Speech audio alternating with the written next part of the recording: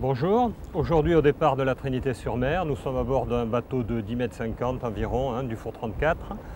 Les conditions de mer sont mer 2 à mer 3, un petit clapot un peu fort, 12 à 15 nœuds de vent, enfin, rien de bien méchant. Et on va étudier plusieurs situations de secourisme avec les secouristes, les moniteurs de secourisme du CEPIM. On va essayer de voir un petit peu, avec les moyens du bord, comment traiter certaines situations qui sont quand même spécifiques à bord d'un bateau, compte tenu de la gîte, compte tenu de l'inconfort, de l'espace. Ce sujet n'est en aucun cas un cours de secourisme. En compagnie de professionnels, nous avons voulu nous mettre dans des cas d'accidents réels qui peuvent nous arriver même pendant une balade de la journée pour appréhender les difficultés qui se présentent lorsque nous avons à gérer en mer ce genre de situation. Qu'est-ce qui t'arrive, Glenn? Calmer le Je suis en train de bateau. bricoler, je viens de me couper. D'accord. Bon, est-ce qu'on pourrait ralentir le bateau, essayer de calmer un peu? Ça parce va qu'on aller. peut rien faire. T'inquiète Ah, ça pas, fait Glenn. mal. Bah là, il vient de s'ouvrir le bras. Il était en train de faire une épissure. Et puis, avec la mer qu'on a, le couteau à ripper, il se l'est mis dans l'avant-bras. Donc, il y a eu un segment abondant. J'ai réussi à stopper le segment, premier réflexe. Je me suis protégé avec un gant. Et j'ai réussi à stopper le segment directement avec ma main. Première réaction, je stoppe le segment avec ma main. Ensuite, nous, à bord, on a un petit peu de matériel. On va faire donc un relais de la main pour que je puisse me libérer, en fait, pour que je puisse aller venir. Et puis, donc Jean m'a apporté ce type de pansement, en fait, qui est stérile. Il est dans un emballage stérile. On va prendre, voilà, le tampon. Ah oui, d'accord. Vous voyez, en mer, c'est pas facile. Donc, nous avons un tampon avec un pansement absorbant. Je fais le relais avec le tampon. Je garde toujours une pression suffisante au niveau du tampon et je vais envelopper son bras tout en maintenant avec mon autre main une pression constante. Et on n'hésite pas non plus à parler à notre copain. On le rassure, c'est pas grave ce que tu as. Maintenant, on vérifie, on lui demande si c'est pas trop serré. Est-ce que le but, c'est d'arrêter le segment, mais pas la circulation? On est bien d'accord? Sinon, on va tomber dans un autre domaine. Si on bloque la circulation complètement au niveau des extrémités, il n'y aura plus d'échange d'oxygène. Et là, à ce moment-là, ça peut être grave. Donc, on regarde la coloration de son extrémité. Il n'a pas de fourmillement dans les mains. La coloration est bonne. À ce moment-là, on est libéré. Là, on va pouvoir le mettre dans une position beaucoup plus confortable. Notre coéquipier est conscient. On lui parle, il nous répond. Donc, s'il est conscient, c'est qu'il a un pouls et qu'il a une ventilation. Donc ça veut dire qu'on peut le ramener par nous-mêmes. Je vais d'abord prendre son pouls pour voir s'il n'a pas un pouls trop accéléré parce qu'il y a quand même eu une perte importante de sang.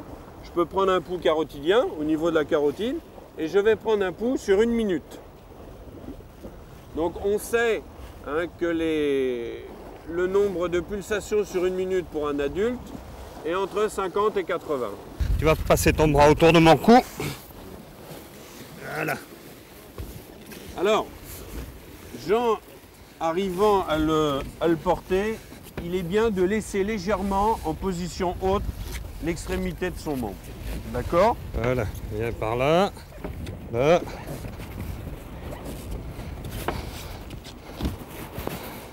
Bien. Là. Attends, on va lui poser la tête. Voilà. Voilà, ok. La couverture. Donc là, on va le réchauffer parce qu'il y a eu perte de liquide. Donc il aura froid. Ok, on le couvre. Voilà.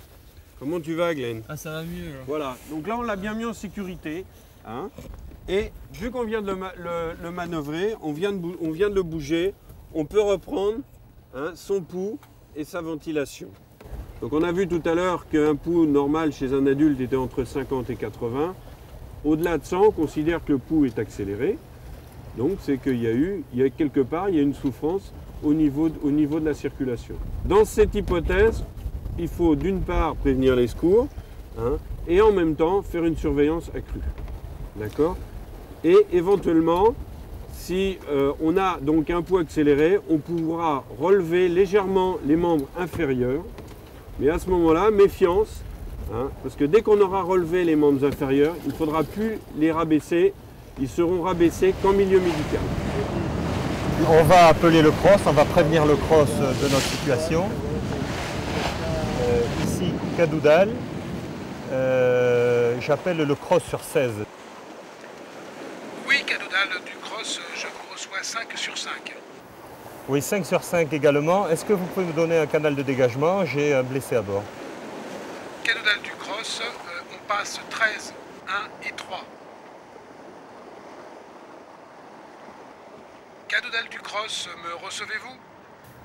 Oui, le cross ici, Cadoudal.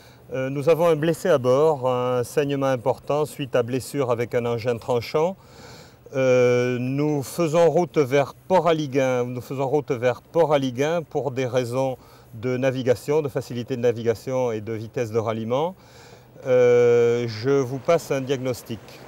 Oui, Cadoudal, bien reçu. Pouvez-vous me donner votre position, votre indicatif et le temps nécessaire pour rejoindre Port-Aliguin? Oui, ici Cadoudal. Je suis au milieu de la baie de Quiberon, je ne sais pas où précisément. Il me faut environ une demi-heure pour rejoindre Port-Aliguin. Le diagnostic, le blessé s'est planté un couteau dans l'avant-bras. Nous avons arrêté le saignement à l'aide d'un pansement hémostatique. Les pulsations sont à 78. Son rythme cardiaque est bon. Nous l'avons mis en état de conservation, il est allongé, recouvert par une couverture et nous serons au port dans environ une demi-heure. Juste deux petites remarques, on parle plus de bilan que de diagnostic. D'accord, un diagnostic ce sera un médecin plutôt. Voilà, nous oui, on fait un bilan, on dit ce qu'on voit. D'accord. Il aurait été peut-être préférable, tu vois, de dire que la personne s'est blessée qu'un couteau plutôt qu'elle s'est plantée un couteau dans le bras, parce que qui dit planté pourrait faire penser en fait que le couteau est resté dans le bras. Et à ce moment-là, la manière d'agir sera complètement différente. On sera obligé d'intervenir à distance sur la blessure et non sur la blessure elle-même. Hein. En aucun cas, donc, il faudra de toute façon enlever ce corps étranger. Et si on ne l'enlève pas, on ne va pas non plus appuyer dessus parce qu'on va aggraver la plaie. Cadoudal du cross, une ambulance des pompiers vous attend à la sortie